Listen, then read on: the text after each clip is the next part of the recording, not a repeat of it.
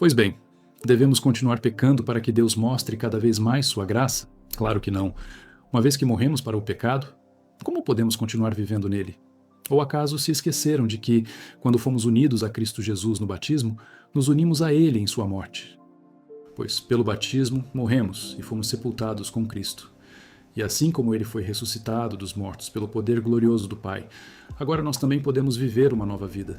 Uma vez que nossa união com Ele se assemelhou à sua morte, assim também nossa ressurreição será semelhante à dele. Sabemos que nossa velha natureza humana foi crucificada com Cristo, para que o pecado não tivesse mais poder sobre nossa vida e dele deixássemos de ser escravos. Pois quando morremos com Cristo, fomos libertos do poder do pecado.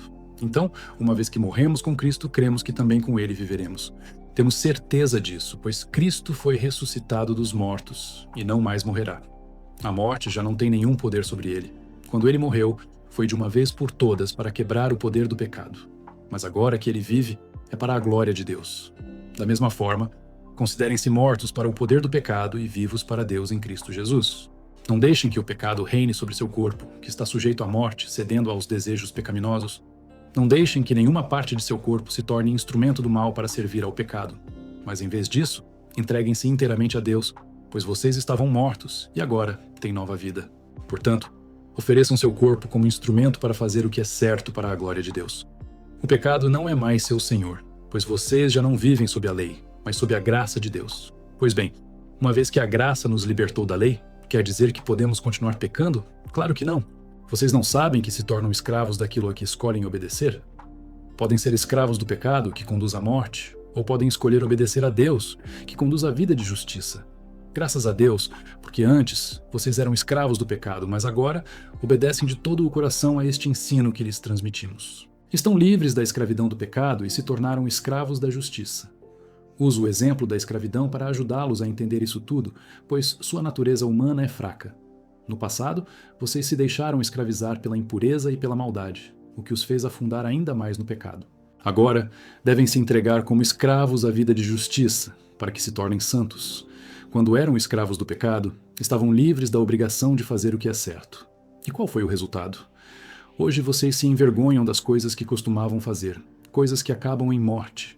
Agora, porém, estão livres do poder do pecado e se tornaram escravos de Deus. Fazem aquilo que conduz à santidade e resulta na vida eterna, pois o salário do pecado é a morte, mas a dádiva de Deus é a vida eterna em Cristo Jesus, nosso Senhor. Paulo começa respondendo a uma dúvida que poderia surgir.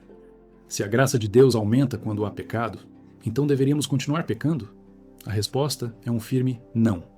Quem recebeu a nova vida em Cristo não pode tratar o pecado como algo normal, porque sua identidade foi transformada. O batismo simboliza essa transformação. Assim como Cristo morreu e ressuscitou, o cristão também deixa para trás a antiga vida e passa a viver uma nova realidade. Não é apenas uma cerimônia, mas uma demonstração da mudança que Deus realiza no coração. A velha natureza foi crucificada com Cristo. Isso significa que o pecado já não possui o mesmo domínio sobre aqueles que pertencem a Jesus. Ainda existe luta contra o pecado, mas ele não governa mais a vida do cristão como antes. A ressurreição de Cristo garante a vitória definitiva sobre a morte. Jesus morreu uma única vez para vencer o pecado e agora vive para sempre. Da mesma forma, os cristãos são chamados a considerar que sua antiga vida ficou para trás e que agora vivem para Deus. Paulo mostra que a transformação interior precisa aparecer nas atitudes. O corpo, a mente e as ações não devem mais servir ao pecado, mas serem colocados à disposição de Deus. A nova vida se manifesta em escolhas que glorificam o Senhor. Viver debaixo da graça não significa ter liberdade para pecar. Pelo contrário, a graça nos capacita a vencer o pecado. Ela não elimina a responsabilidade de obedecer a Deus, mas oferece poder para viver uma vida santa. Todo ser humano serve a algum Senhor.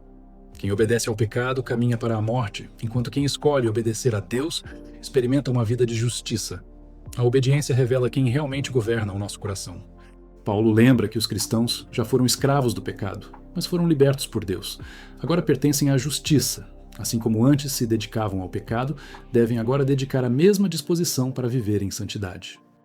O pecado sempre promete satisfação, mas seu resultado é vergonha, destruição e morte. Já a vida de obediência a Deus produz santidade, transforma o caráter e aproxima cada vez mais o cristão da vontade do Senhor. Paulo encerra com um dos versículos mais conhecidos da Bíblia. O pecado paga um salário, a morte. Deus, porém, não oferece um salário, mas um presente. A vida eterna não é conquistada por mérito humano, e sim recebida pela graça, através de Cristo Jesus, nosso Senhor.